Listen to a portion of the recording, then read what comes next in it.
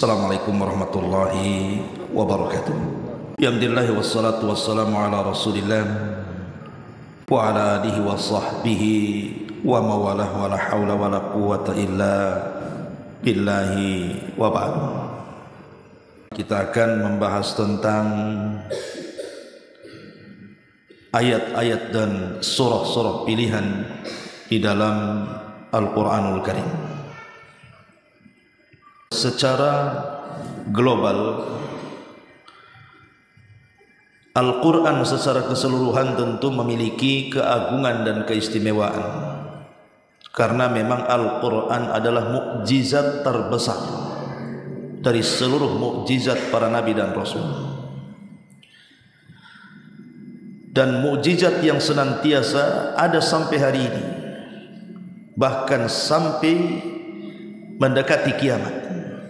Barulah Al-Quran akan diangkat dalam satu malam, sehingga akan hilang dalam tulisan dan hilang dalam dada-dada hafalan-hafalan manusia. Tetapi di sana ada ayat-ayat dan juga surah-surah yang kalau kita amalkan atau kita renungkan pada waktu-waktu tertentu, maka keistimewaannya sangat luar biasa. Pertama, Suratun Nisa. Disebutkan dalam sebuah hadis yang dikeluarkan Imam Hakim dalam Mustadraknya, dan hadis ini ala syarti sahihaini, dari sahabat Abdullah ibn Mas'ud radhiyallahu anhu qala, dia mengatakan, inna fin nisa'i la khamsa ayatin ma yasurruni bihinna dunya wa ma fiha. Kata beliau Abdullah bin Mas'ud radhiyallahu anhu, dia mengatakan, sesungguhnya dalam surah An-Nisa ada 5 ayat yang sangat menyenangkan diriku dibandingkan dunia dan seluruh isinya. Wa qad alimtu annal ulama'a idza marru biha ya'rifunaha. Dan sungguh aku telah mengetahui, sesungguhnya para ulama apabila mereka lewat dengan ayat-ayat yang 5 dalam surah An-Nisa itu, pasti mereka mengetahuinya. Apa 5 ayat itu? Pertama, surah An-Nisa ayat 31. Allah Subhanahu wa taala berfirman, in tajtanibu kaba'ira ma tunhauna anhu nukaffir ankum sayyi'atikum wa nudkhilkum mudkhalan karima. Jika kalian menjauhi dosa-dosa besar yang telah dilarang kepada kalian, maka kami akan gugurkan dari kalian dosa-dosa kecil kalian, dan kami akan masukkan kalian ke tempat yang mulia alias surga. Ini yang pertama.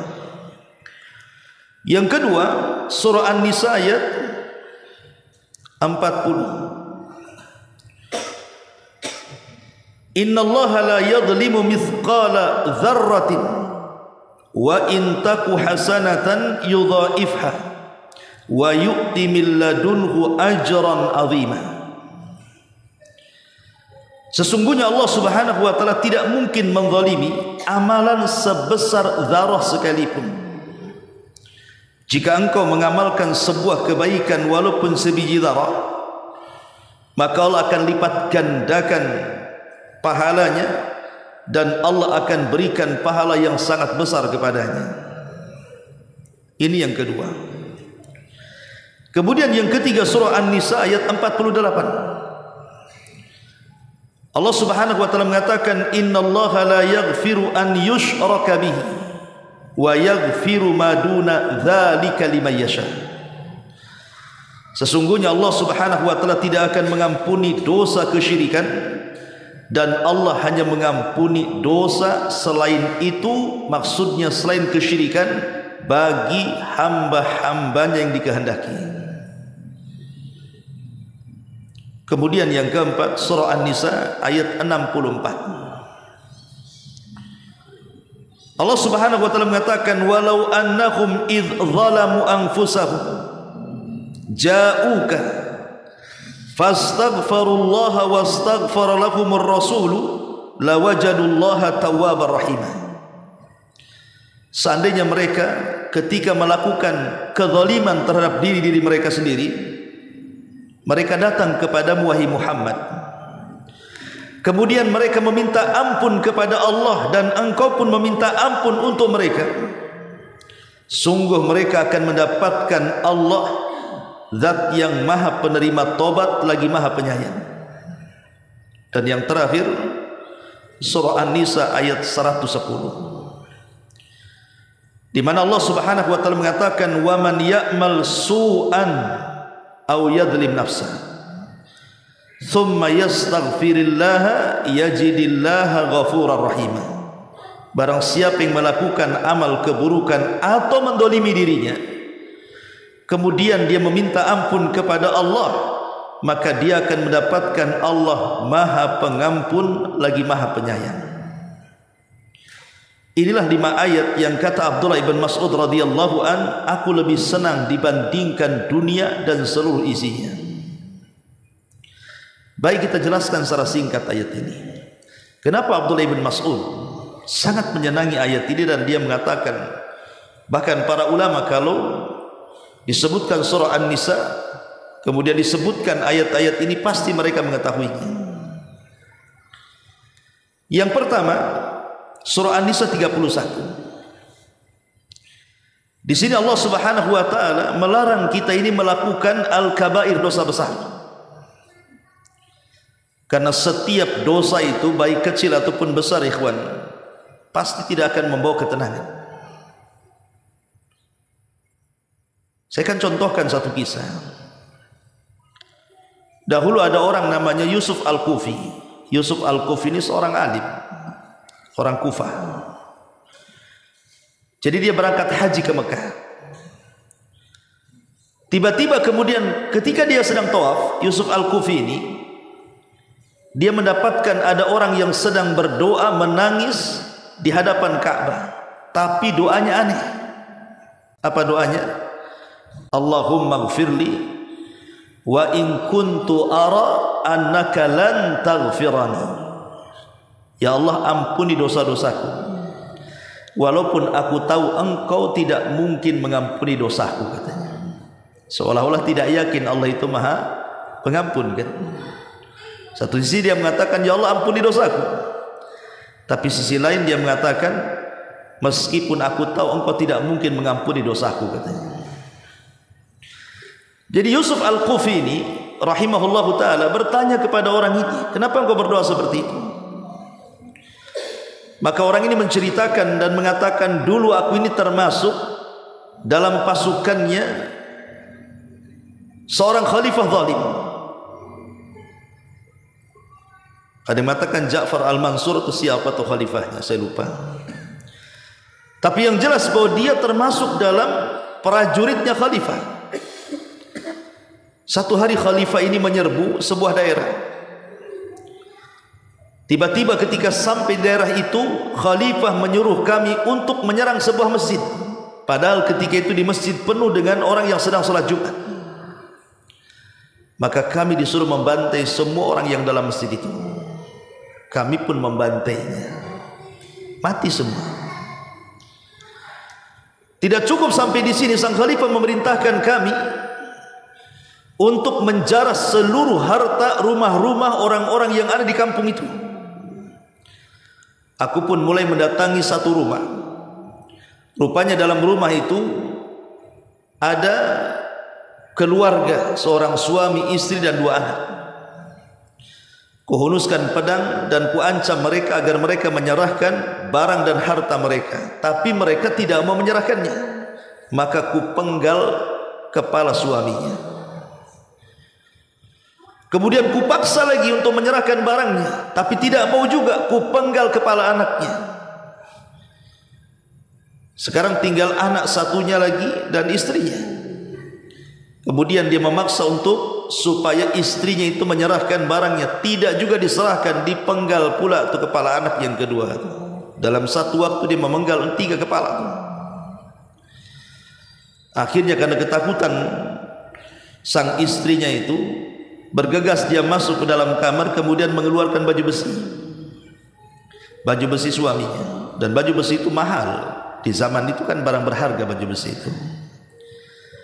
Oh, dengan senangnya kemudian aku pun mengambil baju besi itu.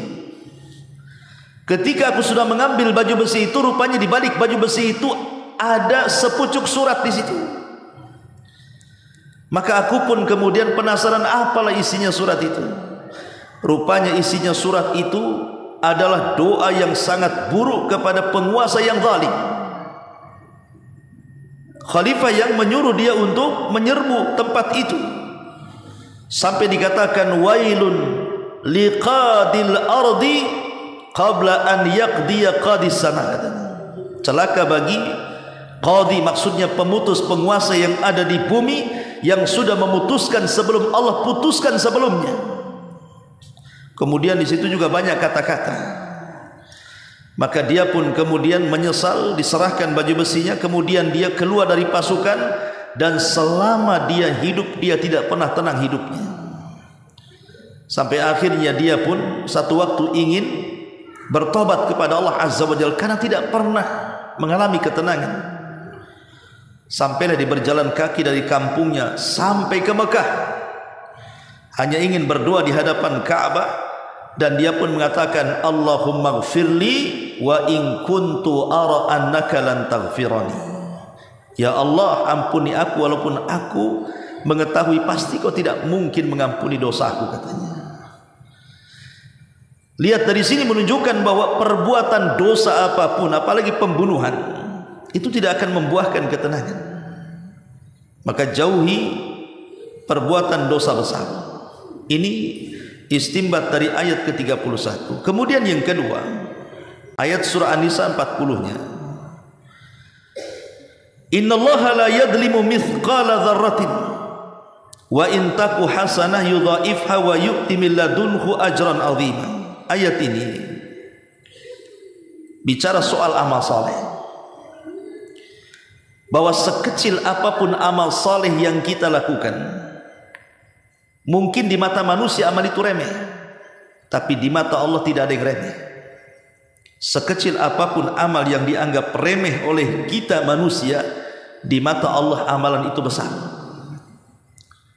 Makanya Nabi SAW sampai mengatakan, la tahkiranna minal ma'rufi syai'an walau antalqa akhaka biwajhin talqin.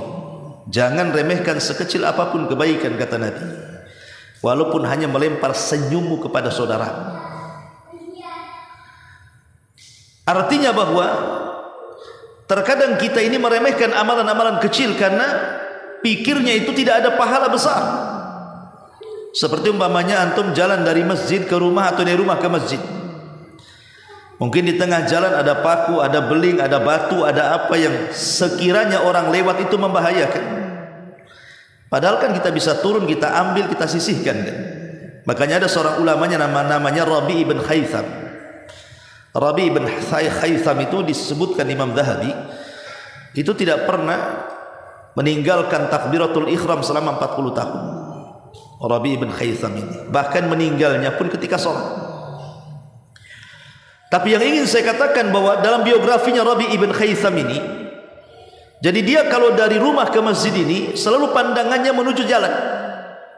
Jadi apapun benda-benda yang ada di jalan yang kiranya itu mengganggu pengguna jalan, langsung diambil, disisihkan ke pinggir jalan. Dan dia pun mengatakan, ya Rabb, kalau memang ini ada pahalanya, maka kukirimkan, kuhadiahkan pahala ini kepada orang tuaku yang sudah meninggal. Lihat ulama, dia tidak pernah meremehkan sekecil apapun kebaikan kan? Makanya ingat satu kisah yang pernah saya ceritakan, kisah seorang wanita salihah namanya Zubaidah. Zubaidah ini dia kan istri daripada Harun ar-Rasyid. Jadi Khalifah Harun ar-Rasyid itu punya istri namanya Zubaidah. Satu hari Zubaidah ini bersama suaminya, bersama Khalifah, berangkat haji ke Mekah, dari Basrah ke Mekah. Ingat, jemaah haji di zaman itu kan beda dengan jemaah haji di zaman sekarang. Walaupun sekarang kita juga banyak jemaah haji yang meninggal kan.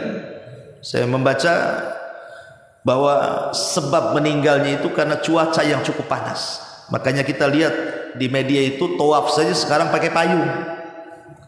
Lihatlah antum, lihat hari ini YouTube itu yang lagi tawaf itu, tawaf wada itu, semua pakai payung. Karena memang cuaca panas luar biasa. Dan itu di antara sebab terbanyak meninggalnya jemaah haji hari ini. Ini hari ini yang kerajaan Saudi sudah berbagai macam upaya menyediakan fasilitas yang luar biasa untuk menekan kematian kan. Tapi di zaman Harun ar-Rasyid, Anda tidak bisa bayangkan itu.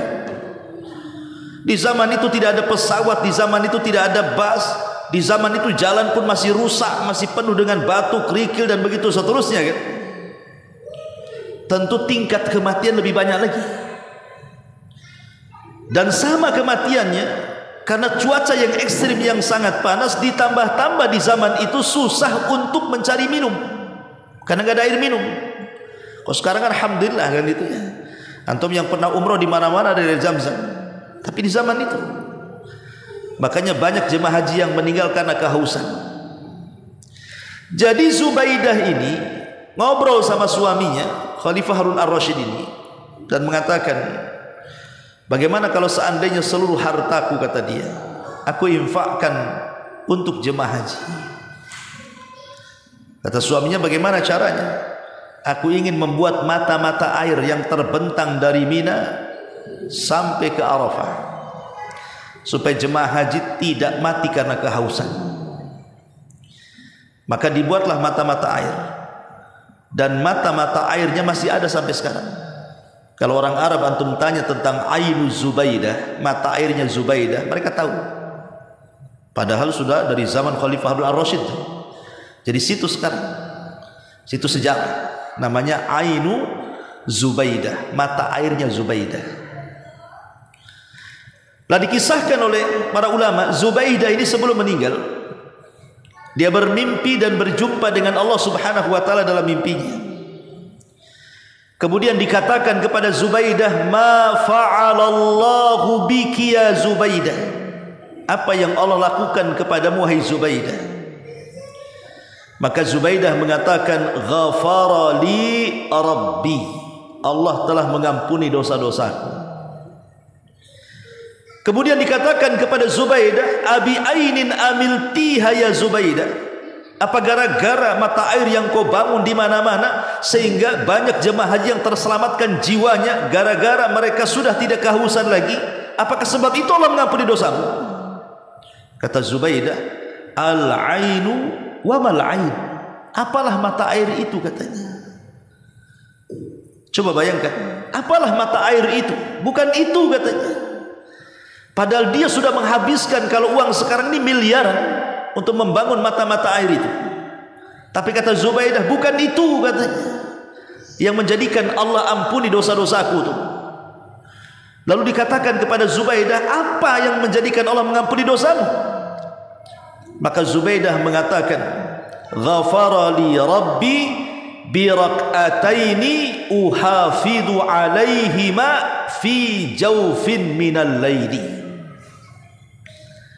Allah mengampuni gua gara-gara aku senantiasa menjaga 2 rakaat solat tengah malam yang aku jaga sampai kematianku.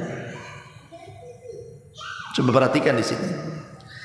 Zubaidah memiliki 2 amal soleh. Yang satu besar dan tidak bisa dilakukan kecuali orang kaya. Menyumbang miliaran untuk membuat mata air kan tidak bisa dilakukan kecuali orang yang punya uang kan, orang-orang kaya. Dan yang kedua, 2 rakaat salat, dan itu bisa dilakukan siapa saja. Tidak mesti orang kaya 2 rakaat salat itu melakukannya, orang miskin pun bisa. Tapi mana yang Allah terima dari kedua amal salat itu, coba? Rupanya Allah menerima 2 rakaat itu pula yang menjadikan Zubaidah diampuni dosanya. Terkadang amal kecil itu pula yang menjadikan jalan kita ke sorga, dan terkadang amal besar itu pula yang tidak menjadikan kita menuju jalan ke surga. Maka jangan remehkan sekecil apapun amal saleh. Kemudian An-Nisa ayat 48-nya, innallaha la yaghfiru an yushraka bihi wa yaghfiru ma duna dzalika liman yasha. Sesungguhnya Allah Subhanahu wa taala tidak akan mengampuni dosa orang yang menyekutukannya, dosa syirik. Tapi Allah akan mengampuni dosa selain itu, selain syirik, bagi orang yang dikehendakinya. Ayat ketiga An-Nisa 48 ini menjelaskan kepada kita tentang dosa yang paling besar di dunia, kesyirikan kepada Allah Azza wa Jalla. Apalagi kalau kesyirikannya itu tingkatnya sampai syirkul akbar. Kalau anda melakukan kesyirikan dan tingkatnya sampai syirkul akbar, syirik besar, pertama, kita dikeluarkan dari Islam. Yang kedua, kita dicap dengan kekafiran. Yang ketiga, digugurkan seluruh amal kita. Yang keempat, diwafatkan dengan su'ul khatimah. Yang kelima, dimasukkan ke dalam neraka. Yang keenam, dikekalkan di dalamnya. Dan yang terakhir, diazab sepedih-pedihnya di neraka. Itulah konsekuensi orang yang melakukan syirkul akbar itu. Dan hari ini syirkul akbar itu sudah menjadi kebiasaan masyarakat Islam. Orang datang ke dukun, percaya kepada tangkal, percaya kepada jimat, percaya kepada keleni, khurafat, datang ke kuburan, meminta-minta, dan begitu seterusnya. Yang melakukan bukan orang-orang di luar Islam, justru orang yang setiap hari selepas sholat mengucapkan kalimat la ilaha illallah, kadang-kadang 100 kali dia ucapkan, tapi tidak paham maknanya. Dia mengucapkan la ilaha illallah, sisi lain dia datang ke kuburan meminta-minta pula di situ atas nama ziarah para wali. Ma'asyiral muslimin yang dimuliakan Allah Azza wa Jalla. Maka di sini Allah Subhanahu wa taala ingin mengancam kepada siapapun pelaku dosa kesyirikan. Jangan lagi cerita dosa syirik besar, ikhwan. Syirik kecil saja itu dosanya jauh lebih besar dibandingkan dosa-dosa besar. Jangan cerita syirik besar ya, syirik kecil. Kalau kita terjerumus kepada syirik kecil, itu dosa syirik kecil itu lebih besar dibandingkan dosa membunuh, dibandingkan dosa berzina, dibandingkan dosa riba, dibandingkan dosa dusta, dan yang semacamnya dari dosa-dosa besar. Dan terkadang syirik kecil itu menempel pada badan kita itu seperti semut hitam yang berjalan di batu licin yang sangat hitam dan berada di tengah kegelapan malam. Kira-kira nampak ada tuh semutnya tuh, udah hitam semutnya, berjalan di batu hitam tengah malam pula. Cemana cara nengok semutnya tuh? Tapi itulah kata Nabi, bahwa syirik itu terkadang akhfa min dabibin namli, lebih halus dibandingkan semut hitam yang merayap di batu hitam di tengah malam. Tahu-tahu nempel saja di badan kita ini. Itulah yang disebut apa? Riya. Tahu-tahu ingin dipuji orang, ingin didengar orang, ingin dibicarakan orang, dan begitu seterusnya. Dan itulah yang banyak menggugurkan amal kita. Karena sekarang ini dunia sudah dunia ria kan, kemana-mana bawa handphone masalahnya, dikit-dikit selfie gitu kan, makan aja selfie sama ikan asin. Ya. Nanti umroh atau haji isinya itu penuh dia semua, mulai dari berangkat sampai pulang, sampai full memorinya tuh nggak bisa lagi di. Iya kalau hanya untuk simpanan pribadi kan, di-share ke sana kemari kan, apa maksudnya coba? Makanya saya pernah melihat satu video itu Syekh Ibrahim Ar-Ruhaili ketika dia menjelaskan tentang kelakuan jemaah haji Indonesia itu. Mau lempar, tunggu dulu, foto dulu katanya. Subhanallah, coba. Belum lagi yang aneh-aneh pula. Saya lihat di video itu ada payung dilempar, ada sendal dilempar, ada tongkat dibuat bedil-bedilan, dodor gitu. Ya Allah, ini gimana? Apa nggak ada malah sih kayak gitu tuh? Coba, kok aneh gitu ya? Makanya sering saya, kalau boleh kita kasih masukan kepada pemerintah itu, kalau soal manajemen keuangan, oke lah, mungkin sudah rapi kan, karena memang setiap tahun pemerintah kita memberangkatkan jemaah haji. Tapi yang kurang oleh pemerintah kita ini soal ilmu manasik. Kadang-kadang orang jemaah haji itu kurang ilmu, sehingga aneh-aneh kelakuannya di sana, kan begitu. Ya walaupun kita berharap bahwa mereka sudah menghabiskan biaya, tenaga, waktu dan begitu seterusnya, berharap supaya mereka hajinya mabrur, sehingga mendapatkan balasan al-hajjul mabrur laisa lahul jaza illal jannah. Haji yang baik tidak ada balasan kecuali surga, pulang seperti anak yang baru dilahirkan, tidak punya dosa.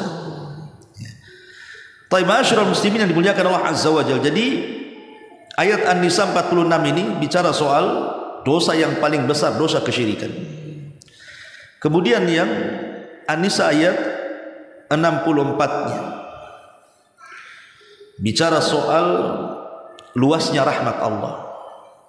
Karena di sini di ujung ayat Allah Subhanahu wa taala mengatakan la wajadullaha tawwaba rahima.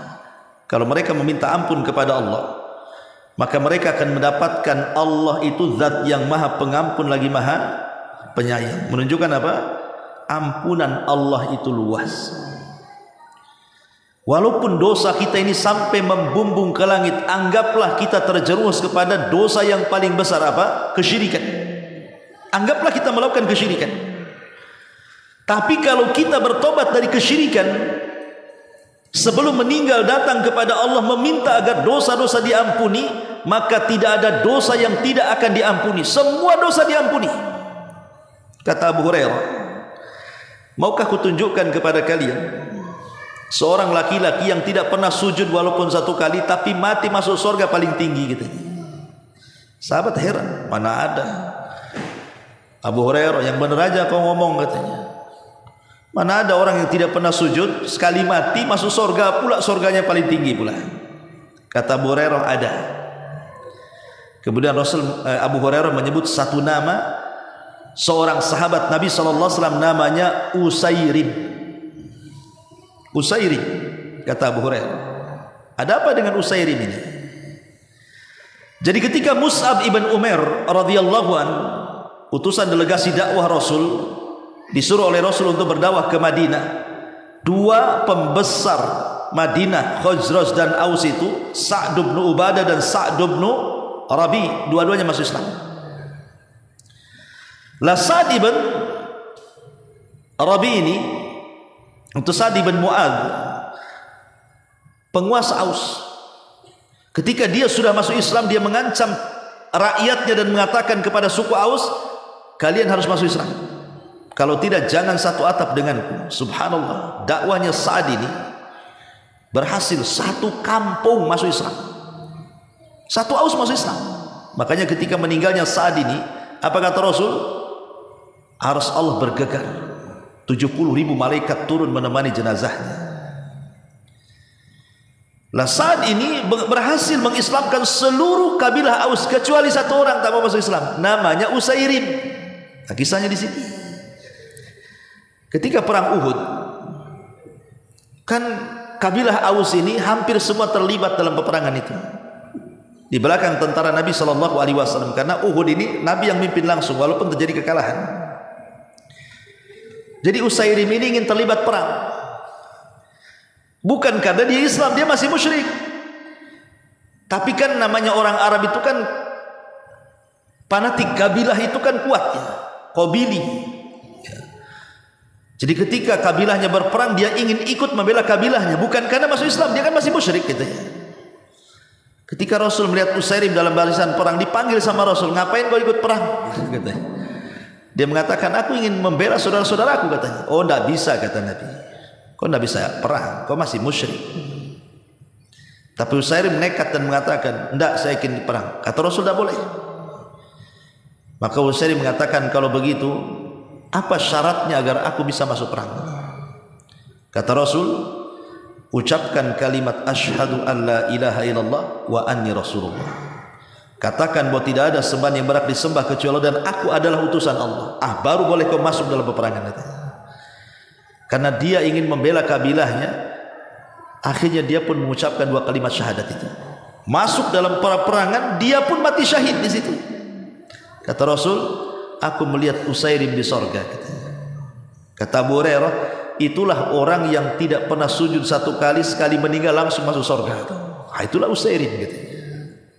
Ya, kan enak tuh. Seumur hidup dia melakukan dosa gitu ya. Masuk Islam, mati syahid, langsung masuk surga. Sama dengan tukang sihirnya Firaun. Pagi menjadi tukang sihir yang jahat, di sore hari mereka menjadi para syuhada yang baik. Artinya bahwa rahmat Allah itu luas. Sebesar apapun dosa kita, kalau kita menghadap kepada Allah minta ampun itu pasti diampuni, itu maksudnya. Ini surah An-Nisa yang keempat 64. Kemudian yang terakhir yang An-Nisa 110-nya, wa man ya'mal su'an aw yadlim nafsahu thumma yastaghfirillaha yajidillaha ghafurar rahim. Pada surah An-Nisa ayat 10 ini menganjurkan kepada kita untuk memperbanyak istighfar. Kalau kita melakukan dosa, sekecil apapun atau sebesar apapun dosa, segera istighfar. Karena istighfar itu i'lanu taubah, kita mengiklankan taubat. Dan mana istighfar itu, ya Allah, tutupilah aibku di dunia dan jangan kau azab perbuatan dosaku di dunia kelak di akhirat. Itulah mana istighfar. Intinya bahwa kalau kita globalkan nih 5 ayat ini, pertama tentu bicara soal tauhid, dan tauhid itu miftahul jannah, dia kunci daripada sorga, dan sorga itu kenikmatannya tidak bisa dilihat mata, didengar telinga, terlintas di otak manusia pun tidak bisa. Lah ketika tauhid itu kunci sorga, syirik pula menjadi kunci neraka. Lah tidak mungkin orang masuk ke dalam sorga kecuali apa? Kecuali mentauhidkan Allah dan tidak menyekutukan Allah, kemudian memperbanyak amal saleh.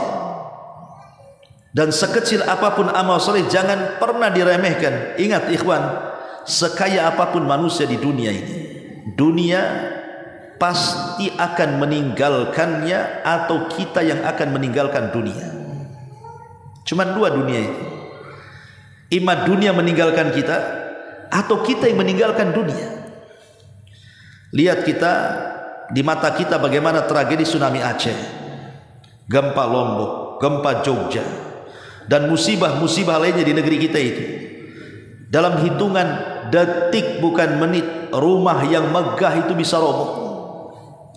Kendaraan-kendaraan yang mewah itu terpelanting entah kemana, keseret banjir, entah terkena runtuhan sehingga tidak bisa dipakai lagi. Ya, karena dunia itu terkadang meninggalkan kita, dalam waktu sekejap saja meninggalkan kita. Atau boleh jadi mungkin rumahnya masih ada, kendaraannya masih ada depan rumah, kitanya pula yang mati. Berarti kita yang meninggalkan dunia kan? Artinya bahwa dunia bisa meninggalkan kita atau kita meninggalkan dunia, tapi amal soleh tidak akan pernah meninggalkan pelakunya. Amal soleh itu pasti akan dibawa mati.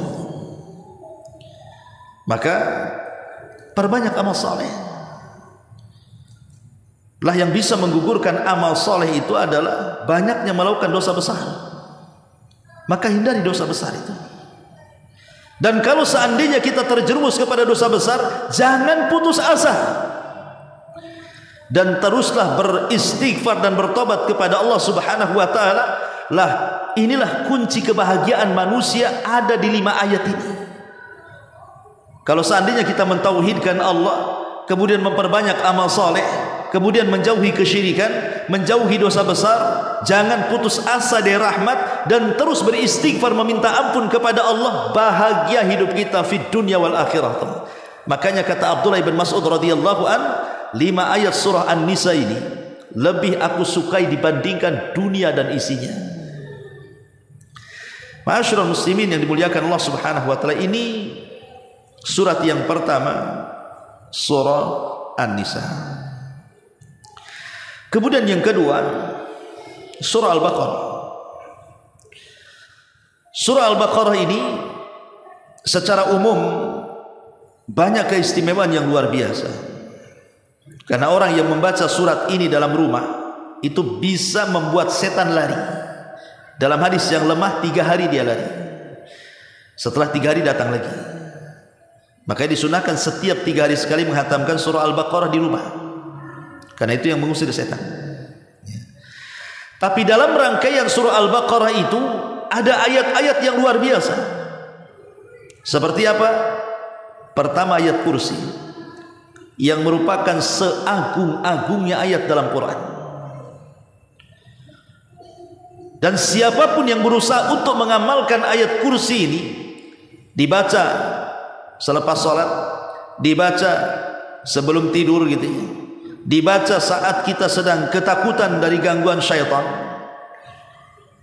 dan juga dibaca untuk perlindungan diri ketika kita di dalam rumah dan begitu seterusnya. Itu keajaibannya luar biasa ayat kursi itu. Maka disebutkan dalam sebuah hadis, Nabi SAW bersabda tentang ayat kursi ini, "Idza awaita ila firasyik," kalau engkau menuju pembaringan, faqra ayatal kursi, bacalah ayat kursi, min awwaliha hatta takhtimul ayata Allahu la ilaha illa huwal hayyul qayyum. Engkau baca dari awal sampai akhir ayat, dari mulai la ilaha illa huwal hayyul qayyum sampai akhir ayat. Apa kata Rasul? Lan yazala alaika minallahi hafidhun wala yaqrabuka syaitanun hatta tusbiha. Maka apabila kita tidur dan sebelumnya kita membaca ayat kursi, maka selama tidur itu Allah akan menjaga kita, dan tidak ada setan satupun yang akan mendekati kita. Jangan salah ikhwan, orang ketika tidur itu setan kan di mana-mana kan. Kadang-kadang setan itu menjadikan tempat tidurnya di mana? Di lubang hidung, khaisam, di lubang hidung. Kemudian kalau seandainya di malam hari sudah mendekati waktu subuh, maka setan di lubang hidung akan keluar, dikencingi pula telinga kita ini, supaya kita tidak mendengar azan kan? Bayangkan tiap hari kalau orang yang tidak sholat subuh itu dikencingi setan. Kalau kita yang kencingi telinga kita marah. Coba antum saya kencingi telinganya, apa nggak marah antum? Nggak mau ngaji lagi di sini, kurang ajar Ustaz gitu. Tapi hari-hari ada orang dikencingi setan, nyantai saja dia. Coba bayangkan. Ada yang mengatakan kencingnya setan itu hakiki, kata ulama. Ya betul-betul dikencingi. Ada yang mengatakan kinayah, maksudnya telinganya disumpel sehingga dia susah mendapatkan hidayah, sehingga nasihat apapun akan dipental dia, tidak mungkin masuk ke telinganya. Bahkan setan itu akan mengikat tengkuk kita tuh. Yaqidu syaitan fi qafiyati ahadikum idza huwa nam thalatha uqadin, kata Rasul. Setan itu akan datang kepada orang yang akan tidur, kemudian tidur, maka setan akan mengikat di tengkuk orang yang sedang tidur itu 3 ikatan. Satu ikatan dia membaca mantra lailun tawil farqud, tidur malam masih panjang, padahal sudah dekat subuh tuh. Dia mantranya kayak gitu. Kemudian diikat lagi satu ikatan, mantranya sama, lailatun tawilah farqud, malam masih panjang, tidur saja, padahal sudah qomat subuh tuh. Kemudian setan diikat lagi itu, tetap saja setan mengatakan lailatun tawilah farqud, malam masih panjang, padahal sudah jam 9 tuh. Setan nih. Makanya kata Nabi SAW, kalau dia terbangun sebelum subuh, kemudian dia membaca alhamdulillahilladzi ba'dama amatana wa ilaihin nusyur, berzikir kepada Allah, maka hilang satu ikatan. Kalau dia berwudu, hilang 2 ikatan. Kalau dia salat, hilang 3 ikatan, dan menjadi orang yang paling bahagia di pagi hari. Hidupnya akan tertata rapi, dia tahu kemana harus melangkah, dan dia menjadi orang yang paling semangat dalam hidupnya. Tapi kalau seandainya ikatan itu tidak terlepas sama sekali, maka akan banyak masalah yang datang kepadanya yang dia tidak tahu masalah itu datang dari mana. Tahu-tahu banyak masalah saja. Makanya kenapa kemudian kita meminta kepada Allah itu dengan membaca ayat kursi supaya jangan tidur kita diganggu, entah lewat mimpi-mimpi buruk, kan kita tidak tahu. Karena mimpi buruk itu dari setan kan itu. Ya, jangankan mimpi buruk yang serem-serem, melakukan hubungan suami istri dalam mimpi saja dari setan. Tampaknya antum mimpi berhubungan intim, tapi bukan dengan istri, kan tidak mungkin. Biasanya kalau dimimpikan mimpi berhubungan dalam tidur itu pasti dengan istri tetangga tuh. Bukan istrinya kan? Itu pengalaman tuh yang ketawa tuh. Gitu. Itu dari setan itu. Makanya tidak ada satupun nabi yang mimpi basah. Tidak ada. Tidak ada satupun nabi yang mimpi basah. Kenapa? Karena mimpi basah itu dari setan. Kalau kita mimpi basah kemudian terbangun langsung ta'awud 3 kali, ludah ke kiri 3 kali, itu dari setan. Ya. Makanya kenapa ayat kursi ini kalau dibaca, kata Nabi SAW, barang siapa yang membaca ayat kursi ini sebelum tidur, kata Nabi SAW, lan yazala alaika minallahi hafidhun wa la yaqrabuka syaitanun hatta tusbiha. Setan akan menjaga dia, Allah akan menjaga dia dan setan tidak mungkin mendekatinya sampai datang waktu subuh. Bahkan lebih ajaib daripada itu, kalau antum dawamkan baca ayat kursi setelah sholat, maka itu luar biasa keutamaannya. Kata Nabi SAW, man qara'a ayatal kursi dubura kulli salatin maktubatin lam yamna'hu min dukhulil jannati illal mautu. Siapa yang membaca ayat kursi setiap selesai solat wajib, jadikan itu wirid kita selepas solat wajib, maka tidak ada yang bisa mencegah dia masuk sorga kecuali kematian. Arti antara kita dengan sorga itu terhalang kematian. Kalau mati masuk sorga, itu maksudnya. Ini kan luar biasa, mendawamkan ayat kursi setiap selepas sholat itu. Sampai Rasul mengatakan lam yamna'hu min duhulil jannati ilal maut. Tidak ada yang mencegah dia masuk surga kecuali kematian. Luar biasa gitu. Bahkan lebih daripada itu, ayat kursi bisa dijadikan untuk ruqyah juga. Ya, untuk ruqyah kita bacakan kepada saudara kita, anak kita yang sedang kesurupan. Baca ayat kursi, ya. Kemudian juga di dalam surah Al-Baqarah juga yang kedua ada namanya akhir khawatim suratil Baqarah. Ada ayat-ayat akhir-akhir daripada surah Al-Baqarah. Amanar Rasul bima unzila ila, itu amanah, dimulai dari amanah Rasul itu namanya surah khawatim suratul Baqarah namanya. Dan khawatim suratul Al-Baqarah ini diturunkan kepada Nabi SAW bersamaan dengan syariat salat. Jadi ketika Rasul Isra Mi'raj dipanggil oleh Allah ke Sidratil Muntaha, maka Rasul mendapatkan 2 syariat. Pertama, perintah salat dari 50 waktu menjadi 5 waktu, dan yang kedua khawatim suratil Baqarah, akhir-akhir daripada surah Al-Baqarah itu, amanar Rasul bima unzila itu. Apa keutamaannya 2 ayat akhir daripada surah Al-Baqarah ini? Pertama, kifayatul lil muslim fi lailati, bisa menjaga seorang muslim di malam hari.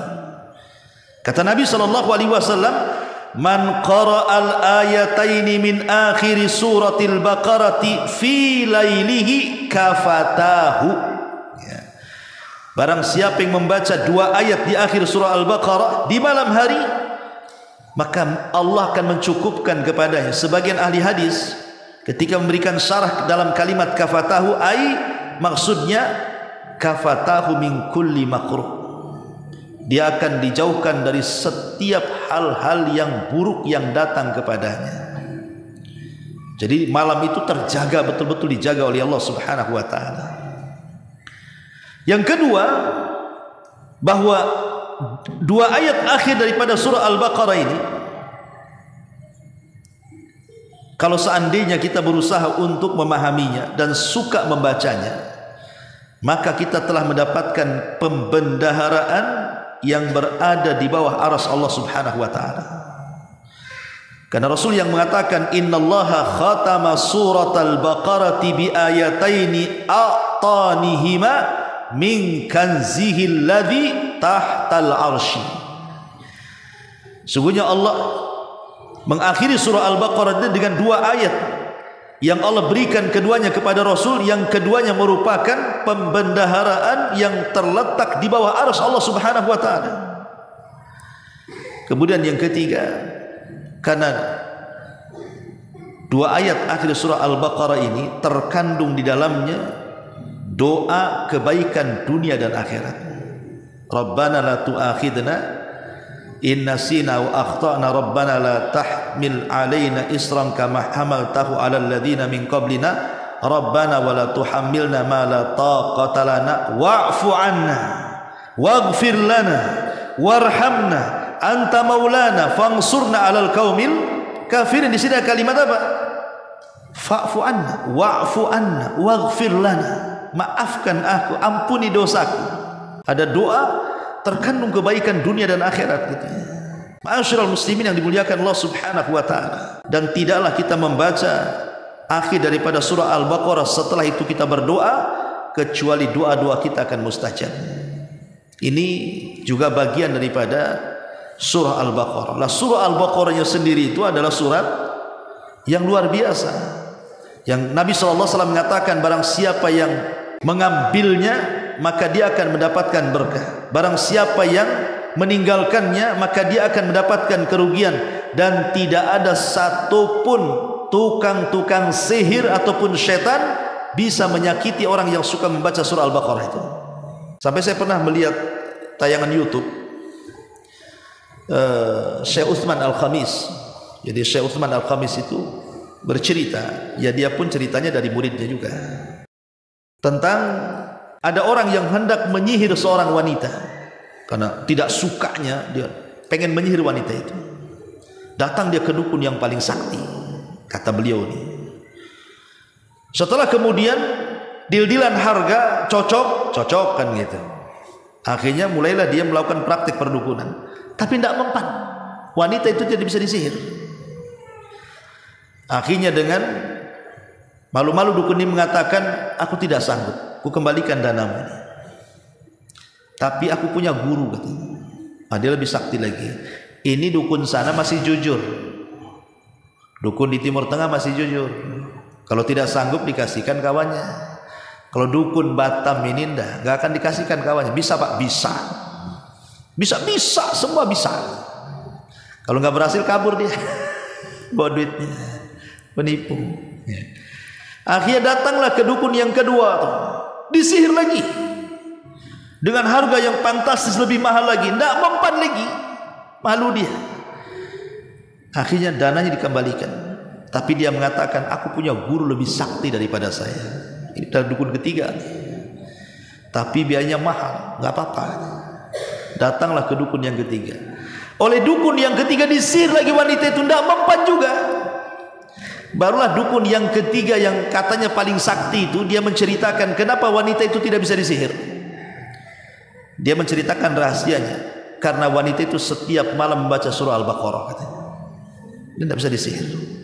Kisah ini saya dapatkan dari Syekh Al-Utsman Al-Khamis hafizahullah ta'ala, dan dia pun mendengar dari muridnya begitu ya. Tapi walaupun tidak ada kisah seperti ini, kisah nyata seperti ini, kita yakin bahwa surah Al-Baqarah itu adalah surah yang sangat agung sekali. Yang Nabi SAW katakan yang mengambilnya dapat berkah, yang meninggalkannya kerugian, dan tidak ada satupun setan dan tukang sihir mampu mendekati para pembacanya. Kita tutup dengan kafaratul majlis. Subhanaka bihamdika asyhadu an la ilaha illa anta astaghfiruka wa atubu ilaik. Allahu ta'ala alam. Assalamualaikum warahmatullahi wabarakatuh.